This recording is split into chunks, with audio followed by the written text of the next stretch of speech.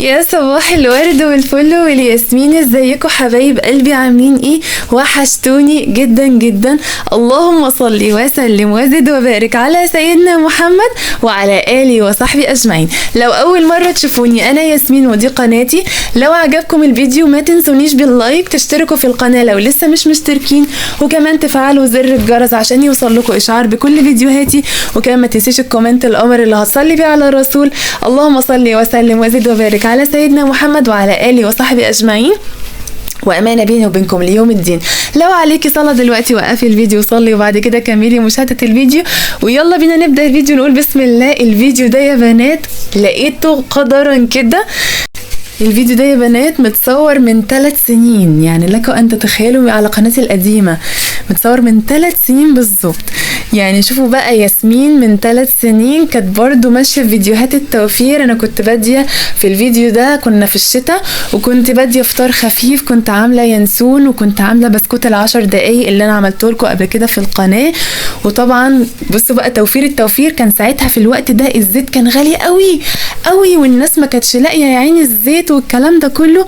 فقلت بقى اجرب الاختراع ده، ان انا اعمل كل حاجة في الفرن. يعني دي مسقعة، انا قطعت البتنجان وجبت طبق كده بولة فيه معلقتين زيت كبار، معلقتين كبار، عارفين معلقة الاكل زيت كبار، وحطيت عليهم ملح وفلفل وكمون، وكنت حاطة زعتر والكلام ده كله ايام ما كنت بعمل الملح المبهر، بس ساعتها كنت مزودة زعتر. وجبت في الفرشة ودهنت كل الخضار بتاعي، كنت حاطة بصل وطماطم اللهم صل عليك يا رسول الله، وتوم بقشره، كنت حاطاه بقشره عشان ما يتحرقش مني. ورحت حطيت كل ده في الفرن كأني عاملاه في الاير فراير بالظبط. وعايزه اقول لكم كان طبق المسقعه خطير يا بنات. وكنت عامله جنبيه بقى شاي، كنت عامله بقى شاي بالاخضر وشاي بالنعناع، وكنت عامله بقى بصوا ما شاء الله اللهم بارك. الفيديو ده عارفه لما شفته فرح قلبي قوي. ده يعني يعتبر كده بوثق فيه حاجه كنت بعملها زمان. انا كنت ماشيه في فيديوهات التوفير دي من زمن الزمن، فلما شفت الفيديو ده فرحت قوي قوي قوي يا بنات بجد. جربوا بقى المسقعه بالطريقه دي هتعجبكم قوي قوي.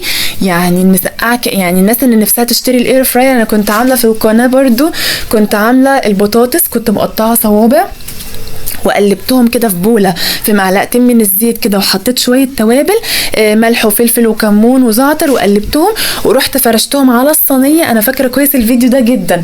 خد وقت شويه طويل في الفرن عقبال ما استوى، ولكن طلع لي احلى بطاطس مقليه. مش قادره اقول لكم كانت طعمها عامل ازاي. جربوها مش هتندموا.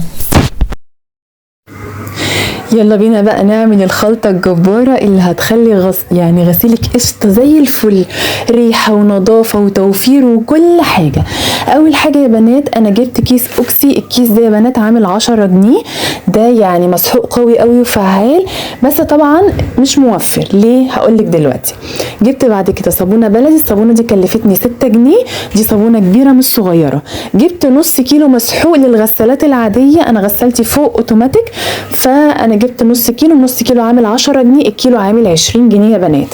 وجبت كمان ب3 جنيه كيس خلطة. الكيس الخلطة البيضة دي بيبص سحر السحر يا بنات، بيطلع اي بقع موجودة في الهدوم الملونة والبيضة وكله.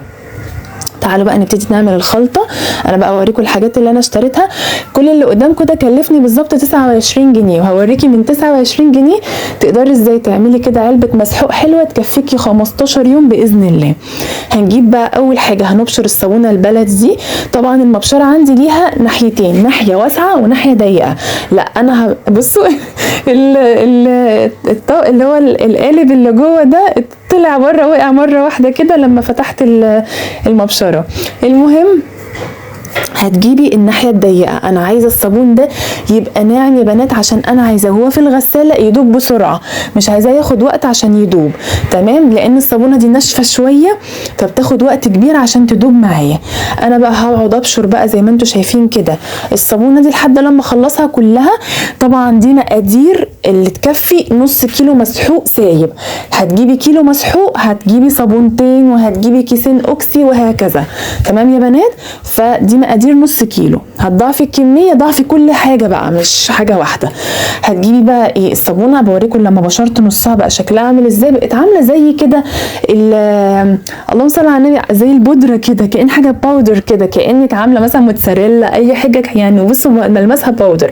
لو كنت عملتيها بالناحيه الخشنه كانت هتبقى القطع حجمها كبير قوي وهتاخد وقت كبير عقبال ما تدوب في الغساله، وانا مش عايزه كده لان هتبتدي ترسب في الغسيل والغسيل مش هيتشطف كويس وهياخد وقت طويل، وطبعا استهلاك كهرباء وحاجات كتير قوي. لا انا عايزه اوفر كهرباء كمان، مش مسحوق وبس. تمام. الشطاره ان انت مش توفري من ناحيه وتبوظي من ناحيه تانية، الشطاره ان انت توفري من كل ناحيه. تمام. انا بقى بشرت الصابونه كلها زي ما انتم شايفين، كان فاضل منها قطعه صغيره، حاولت ان انا فتفتها كده بايدي، اتفتفتت. طبعا انا هحطها في العلبه البلاستيك البيضه دي. تمام. هنجيب بعد كده هنبتدي، انا بص عايزه كل فتفوته استغلها. مش قادره اقول لكم الصابون البلدي ده يا بنات لوحده يعني سحر السحر، خرافه. ده صابون يعني ده صابون اجدادنا زمان كانوا بيغسلوا الهدوم البيضه بالصابونه البيضه البلدي دي، وكانوا بيعملوها من بواقي الزيت اللي هو الزيت اللي هو بتاع الاكل. المهم يا بنات هنجيب بعد كده هنفتح المسحوق بتاعنا. ده مسحوق بقى اي مسحوق عند الراجل، فله، ليدر، اي مسحوق سايب عنده هتجيبيه. ما شاء الله المسحوق السايبه كانت يعني جودتها مش وحشه يا بنات، جودتها كويسه برضو. هنفضي بعد كده المسحوق السايب زي ما انتم شايفين يا بنات. طبعا العلبه طلعت صغيره قوي قوي، يعني دي غلطه مني كبيره ان انا فضيت المسحوق في علبه صغيره. ما علينا، انا هتلاقوني في الاخر اتصرفت، يعني في الاخر انا اتصرفت. بعد كده هنفضي بقى كيس المسحوق الاوكسي.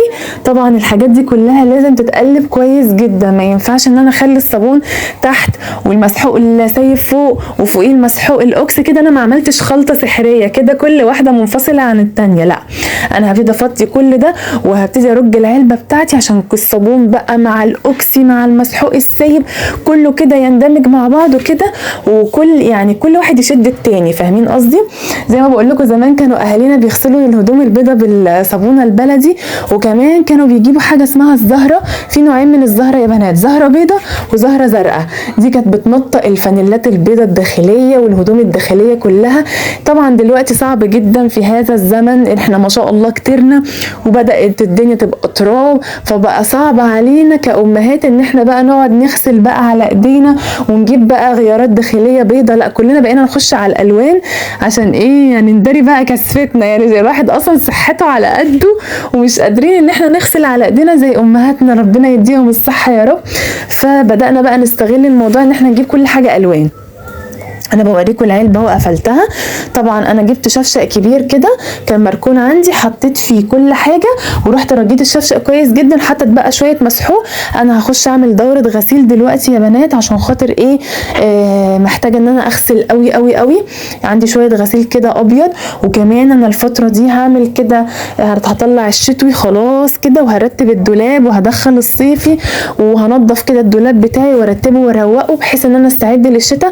ما يبقاش بقى الصيفي على الشتوي ما بقاش عارفه اطلع هدوم، لا انا هنزل الصيفي كله وهطبقه وهحطه في شنطه تحت السرير واحط في قلب الشنطه كده كام قطعه من الصابون اللي هو بريحه عشان خاطر بقى الغسيل ما يعني الهدوم ما تعملش ريحه مكمكمه ووحشه، وده كمان بيبعد الحشرات. وده بديل عن النفتالين. النفتالين ده كنا بنحطه عشان خاطر ما يجيش حشرات في الهدوم والهدوم ما يبقاش فيها عته وتتقطع بسرعه وتتبهدل. فانا باذن الله احط صابون عشان كده. بس يا حلوين هو ده بقى فيديو النهارده، يا رب تكونوا اتبسطتوا واستمتعتوا واستفدتوا ولو بمعلومه صغيره. لايك شير سبسكرايب، واشوفكم على خير فيديوهات حلوه كتير. صلوا على النبي في الكومنتات. يلا بقى بنقول باي باي.